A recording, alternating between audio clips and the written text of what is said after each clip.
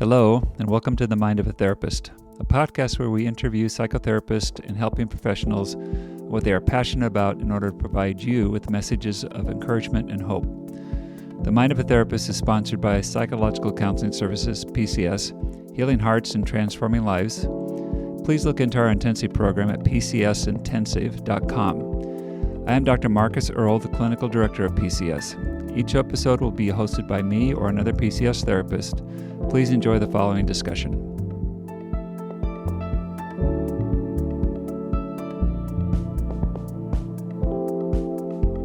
Hello, I'm Dr. Marcus Earle, your host today for Mind of a Therapist, and I'm sitting across from Katie. Katie, if you would just introduce yourself to our audience right now. Yeah.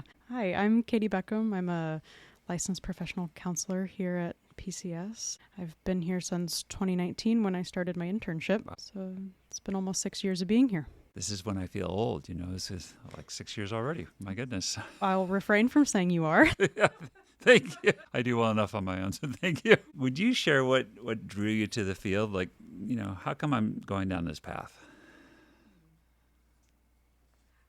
I mean, I think there's a couple ways I could answer that question. One being, as a kid, I think I tended to really want connection, and I was an only child, for context, and so having friends and being around people was a big deal for me, creating lasting connection. And I think as I got older, going through tough things with people made a huge difference for me, because I think there were lots of times of just being alone in the nature of being an only child. Right. So when I got with people, that seemed more healing to me. So I think that's part of why I got in this field, is so that there doesn't need to be an aloneness to the things we go through. Yeah. Connection's so important. You figured that out young. Yes. Yeah. Yeah. That fits you. Yeah. You're a contemplative sort. Yeah, I felt like I was a deep thinker even from a young age. I wanted to figure out all the emotions, and I didn't always have the place to figure that out at the time. Yeah. So Our listeners have probably figured out that I've surrounded myself by deep thinkers. yes, you have. It was not my experience growing up. It was not Right. that. More so now, but that's kind of cool. Tell me what you're enjoying about the work. Like what do you find meaningful, and what makes it fun for you? I guess there's a couple other, I can answer that in a couple different ways. Yeah. Just sitting with people and their story. I think might not be the right word, but I think it's meaningful. Again, going back to the connection piece, I'm still sometimes amazed that people allow you into their story the way they do, especially the intensive clients when they come in and they don't know us. Right. And the way that they open up so quickly is, I think, really cool. And I always find that invigorating to me.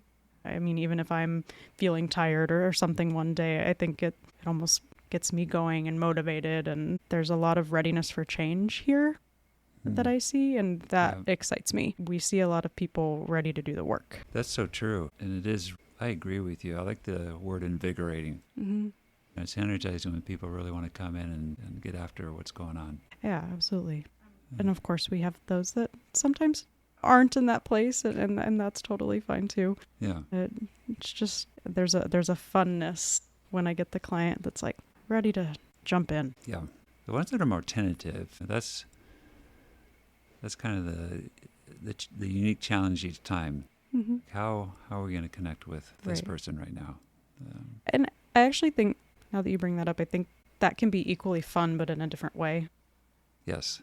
It's like putting a puzzle together, and I really enjoy that part of it too. Like hearing something maybe that I haven't heard, or putting a connection together that I hadn't made is equally fun, just in a different way, I think. So are you also a puzzle person? Were you like doing I'm actually puzzles? not a puzzle person. Okay. So They don't get done quick enough for me, which also tracks for me. Yeah, I also understand that. They sit there for too long undone. Right. That's great. How would you describe how you work with people? What would be the way you'd characterize it? I think I take a really person-centered and compassionate approach. And I know that I feel like that sounds kind of that's what a therapist should do, but I think there's just being with somebody, I think, is a big part of the work. So I work to just be with them.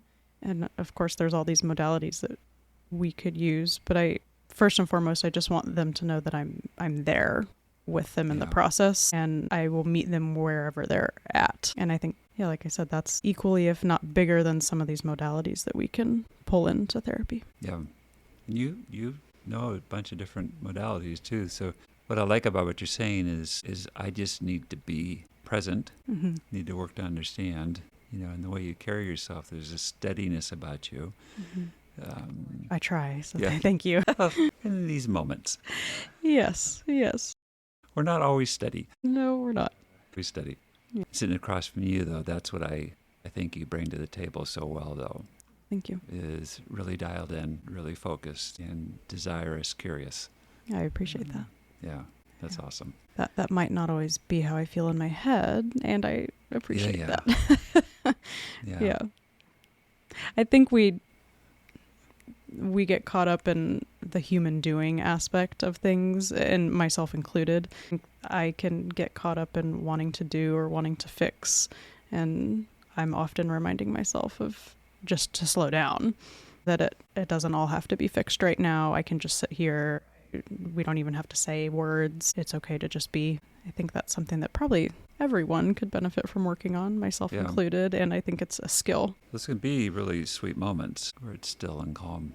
Yeah. What would you say are goals that you have for yourself professionally? Well, I love working here.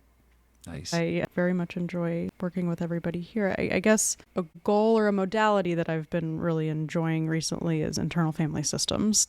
And so my goal within the next couple of years is to continue to get more training in that. I feel like I've been bringing that into my practice a lot more recently. So that would be something that I would be seeking out in the next year or two to get more well-versed in that. Yeah, because it's a lot. It is a lot. Like we each have a lot of parts. We all have a lot of parts, and they're all complicated for understandable reasons, yes. Yeah, that's become a very helpful way of processing. Yeah, I haven't found a client yet that doesn't like the modality. Most of the feedback I get is, oh, that's a good way to think about that. That makes sense. Yeah. So then it'll be fun when you have that client that doesn't relate to it. Yes, that's always fun okay, too. here you are, finally. The unexpected is also the other part of this work, which is quite nice. Mm-hmm. What's your experience of working here at PCS? Like, I loved hearing you say, well, I like it here and I want to stay. So what's it like for you here? I think it's changed over the years of me being here. I think there's a couple different words I would use. A big one is growth. It's a place to grow. And then along with that, I think I would use the word collaborative, because there are so many people here that we can just work with all the time. They keep their doors open. Yes. I can staff things with anybody if I have a question, which of course has helped me in the growing. There's just so much to learn from everybody. I think that's the biggest piece here that keeps me excited about staying here. It's huge, isn't it? The ability just to talk with one another. Uh-huh. Yeah. Whether it's about a client or just about ourselves. Oh, yeah. Both. And I love both. I love getting to know people, of course, clinically, and it's nice to know my colleagues personally, too, because that impacts how we show up here, of course. I loved hearing you say open doors. Yes. That's the office suite you're in. They do a nice job with that, of keeping the doors open.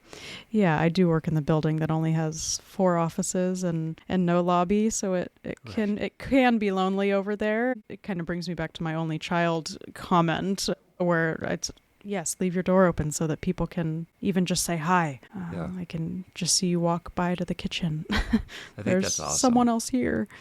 Yes.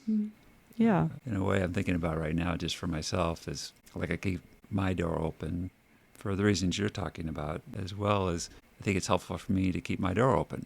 It's too easy to close the door and hide.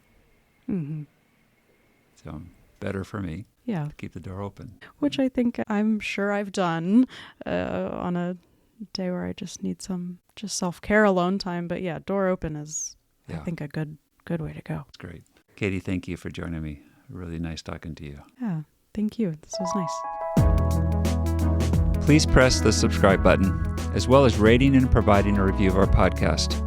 This helps others to connect with what you have been hearing. If you have any questions, please contact us at themindofatherapist@gmail.com. These questions will be kept anonymous. I want to thank Eric Price for the wonderful music you hear in this podcast. Additionally, this podcast was created to provide accurate and authoritative information on the subject matter. Although we are interviewing licensed therapists, they are not your therapist. This podcast is not intended to serve as direct medical advice and should not be used as a substitute for direct professional help. It is given with the understanding that neither the host, publisher, guest, or PCS are rendering legal, medical, or clinical professional information. If you need a professional, we encourage you to find one. Visit Psychology Today to find a licensed clinician near you.